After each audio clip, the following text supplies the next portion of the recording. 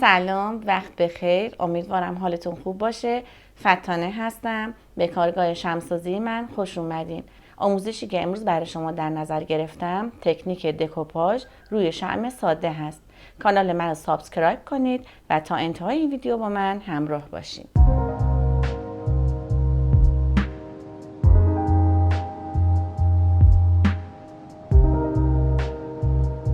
دوستان، برای درست کردن این شمع تکنیک دکوپاژ نیاز به پارافین جامد که من از پارافین سویا وکس استفاده می کنم. قبلا هم گفتم چون این پایش گیاهیه و ضد آلرژی هست. داخل پیمانه گذاشتم و رو وزنه گذاشتم. وزنش چیزی در حدود 140 گرمه. میذارم که اول آب جوش بیاد و از طریق بنماری این پارافین آب بشه. این وسایل مورد نیازمون، من امروز از قالب لاکی دارم استفاده میکنم که برای شمع ساده هست که روی اون شمع ساده میخوام این تکنیک رو انجام بدم. چسب DM5 هست.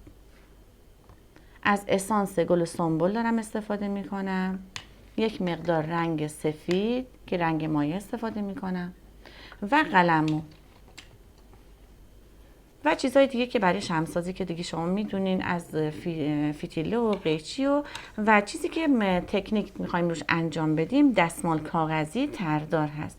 این دستمال کاغذی تردار شما میتونین از جاهایی که وسایل آشپزخونه میفروشن یا همین وسایل شمعسازی میتونین از اونجا تهیه کنین که در طرحهای مختلف که این طرح سنبله.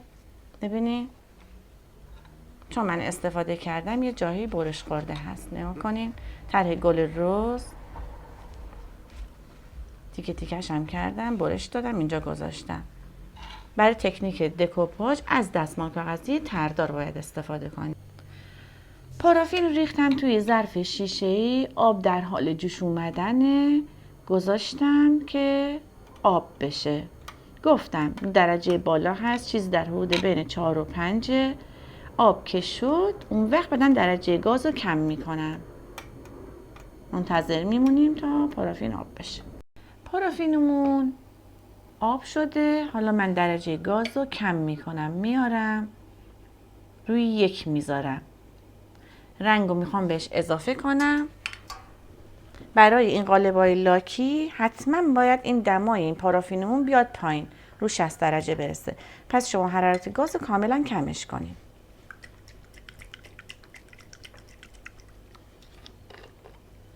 من امروز میخوام رنگ سفید استفاده کنم، یعنی این تکنیک دکوپاژ رو میخوام روی رنگ شمع سفید انجام بدم.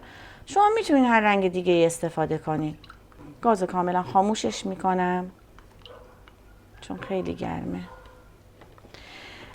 حالا بچه ها نگاه کنین، دستمال کاغذی طرحدارمون رو به طرحهای مختلفه. قبل از اینکه شمع رو درست کنم میخوام طریقه برش دادن این دستمال کاغذی رو بهتون بگم. برای اینکه ما بخوایم این دستمال کاغذی تردار رو شمعمون انجام بدیم، هر قسمتی از طرح دستمال کاغذی رو که شما خوشتون اومد میتونین رو برش بزنین. اما ببینین مثلا الان ما این قسمت این دستمال کاغذی رو خوب نگاه کنیم، ببینین این گل چقدر بلنده. پس شمعتون هم به همین نسبت باید بلند باشه. اما اگه شمعتون کوتاه‌تره میتونین یه تیکه از اینو بردارین برش بزنین. من الان نگاه کنیم، ببینین این یه قسمت گلم بلنده، یه قسمت این تیکه دارم که کوتاه‌تره، اینجا دارم که خیلی کوچولوتره. پس شما هر قسمت رو که بخواین میتونین جدا کنین. الان من میخوام این قسمت متوسط رو بردارم چون احساس میکنم که این متوسط برای این قسمت این چون قالبمونه دیگه شمع رو درست کنم، برای اینجا خیلی مناسب باشه. یه مقدار کوچولو این ساقش رو میذارم. میتونم این یه تیکه برگم بذارم. ببینین کاملا اینو برشش میدین. نگاه کنین. حالا یه چیزی که باید بهتون بگم و این خیلی مهمه اینه که این دستمال کاغذیای ما 3 لایه داره. نگاه کنین. ببینین این لایه بیرونی، این لایه وسطی و این قسمتی که ما میخوایم استفاده کنیم. پس شما 2 تاشو بر میدارین جدا میکنین، فقط یه لایه‌شو که قسمت بالا هست و بیرونی هستش ما اینو استفاده میکنیم. حتما باید اینو جدا کنیم بچه ها. ببینین 1 2 و این قسمت رو ما استفاده میکنیم. الان من اینی که برش دادم نگاه کنین یه قسمت رو جدا کردم، اونم باید جدا کنم. ببینین من اینو میخوام استفاده کنم، این قسمت رو باید استفاده کنم. میذارم کنار تا شممون حاضر بشه. خب بچه ها نخ فتیله رو برمیدارم میذارم داخل پارافینم و فتیله مومدار درست میکنم. ببینید اضافه فتیله رو پارافین رو میگیرم.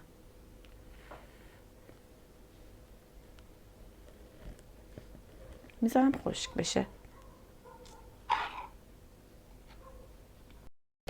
ما قبل از اینکه پارافین رو بریزیم داخل قالبمون، داخل قالب و پارافین مایع و دستمال کاغذی تمیزش میکنیم.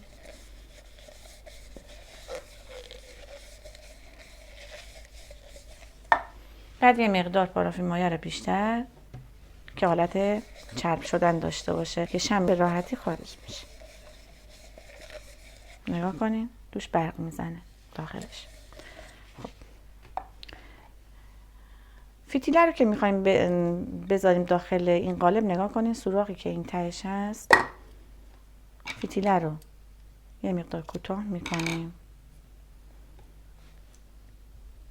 با دستمون یکم این نوک فتیله رو تیزش میکنیم که از داخل این بیاد بیرون. این قسمت فتیله رو یکم با قیچی تیزش کردم. ببینید بعد نخش رو یکم با دست میگیریم میاریم بالا میکشیم انتهاشو قسمتشو چند تا گره میزنیم. 3 تا گره میزنیم. من 3 تا گره میزنم. بعد از این ور نخو میکشیم. این قسمتی که سوراخ داره قشنگ اینو فشار میدین به قسمت سوراخش، سوراخ قالب. حالا ببینید میپیچونین دور همون گره. نگاه کنین مثل گل در میاد. ببینین نذارین حالت قلمبه داشته باشه چون بعد میخواین بذارین روی سطحی کج میشه. فشار میدین چون پارافین داره قشنگ رو اون سطح میخوابه. حالا چسب میزنین. میتونین از چسب پن استفاده کنین، میتونین از چسب برق استفاده کنین، میتونین از چسب کاغذ استفاده کنین.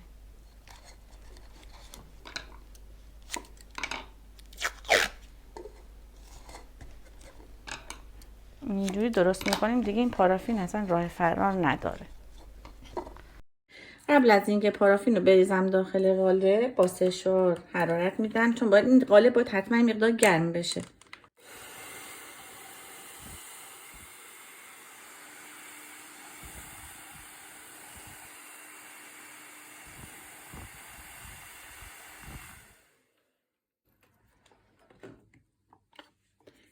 نگه دارندم میذارم. حالا اسانس رو میریزم. گفتم از اسانس سنبل دارم استفاده میکنم.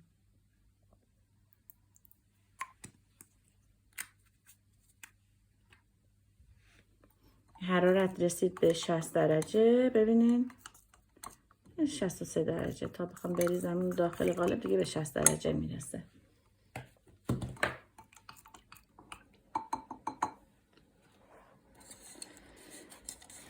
بچه‌ها ببینین زیر کارم یه ذره اینور اونور میشه. میتونین روی با یه دستمال کاغذی چیزی زیرش رو نگه دارین.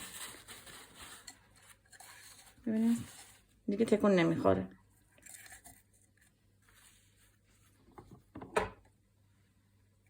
حالا خیلی آهسته میریزم داخل این قالب. بچه‌ها چیزی در حدود 7 ساعت طول میکشه تا این پارافین توی این قالب کاملا خودش رو ببنده که بعد بخواین خارجش کنین.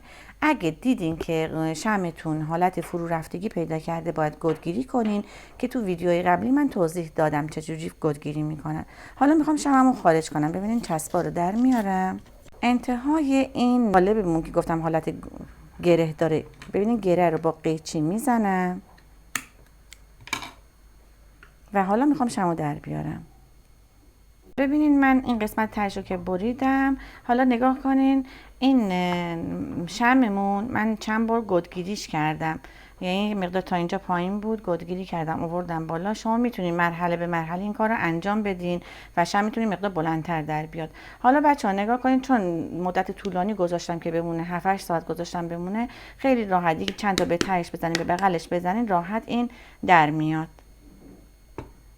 حالا نگاه کنین اون چیزی که به شما گفته بودم برای این شم، حالا تکنیک رو میخوام انجام بدم. ببینین این الان قد و اندازش برای این شم خیلی خوبه. گفتم که 2 لایه‌شو برداشتم و فقط لایه بیرونیشو که گل روش داره میخوام استفاده کنم. خب چسب DN5 گفتم استفاده میشه. چسب DN5 رو یک مقداری میریزم، اون قسمت رو سرش میریزم اینجا. حالا اینو میذارم روی شمع. قلممو یکم میزنم به آب. بچه ها این چسب یه مقدار رقیق بشه بهتره. ببینین نگاه کنین چیکار کردم. اول یکم زدم به آب قلمو رو، بعد زدم به چسب. حالا ببینین خیلی آهسته به حالت ضربه‌ای نگاه کنین.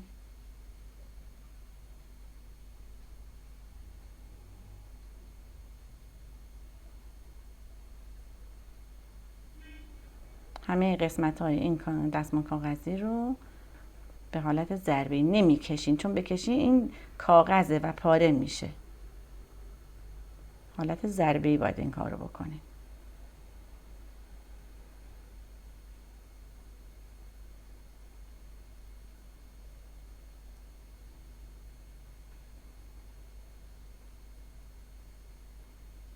حالا این چسب ببینیم بچه ها، این چسب غلیظه. چسب غلیظ رو برداریم بذاریم اینجا، ببینیم چه شکلی میشه.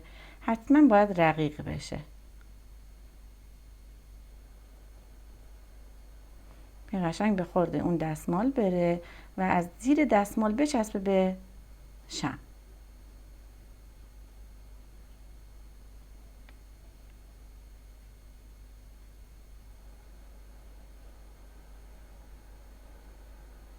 مواظب باشین قسمت های چروک نخوره.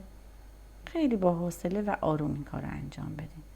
ببینید الان مثلا اگه من بخوام این قسمت رو انجام بدم اول لبه رو، بعد ممکنه به این شکل چروک بخوره. ببینین پس باید آهسته و آروم ضربه‌ای بریم به سمت بالا.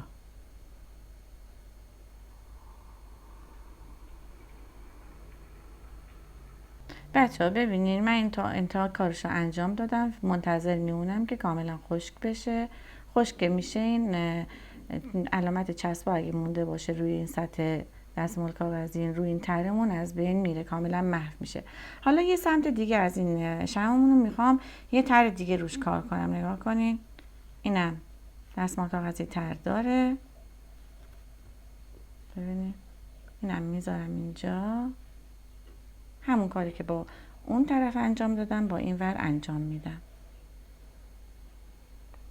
الان دوباره به همون شکل این کار انجام میدم.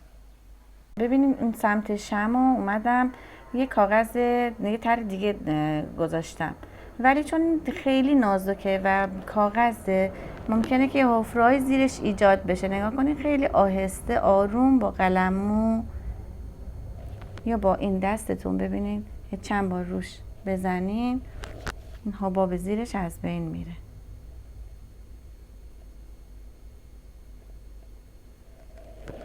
الان این سمت رو ببینین، اینم به همین شکل. نگاه کنین الان خوبه، تمیز صافه.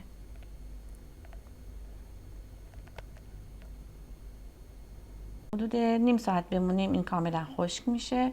حالا بعد با یه تثبیت کننده به شکل ضربه‌ای روی همین کارمون انجام میدیم. این باعث میشه که این دستمال کاغذی روی این شمعون پارافینمون بیشتر حالت ثابت داشته باشه و اینکه دیرتر خراب میشه. بچه شما این تکنیک دکوپاژ رو میتونید روی سفال و روی چوب و حتی روی شیشه هم انجام بدین. تثبیت کننده که همون وارنیش هست باعث براق شدنش هم میشه.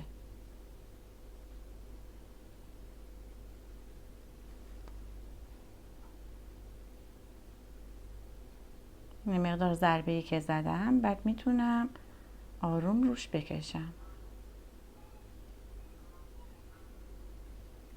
این سمتم به همین شکل. ببینید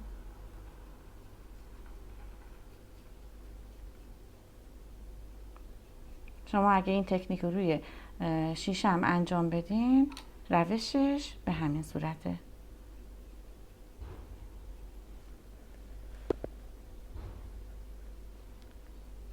این کاملا خوش شده. دوستان عزیزم به انتهای ویدیو آموزشی امروز رسیدیم. امیدوارم که از آموزش امروز لذت برده باشین. لایک و سابسکرایب و کامنت یادتون نره. تا یه ویدیو آموزشی دیگه، خدا نگهدار.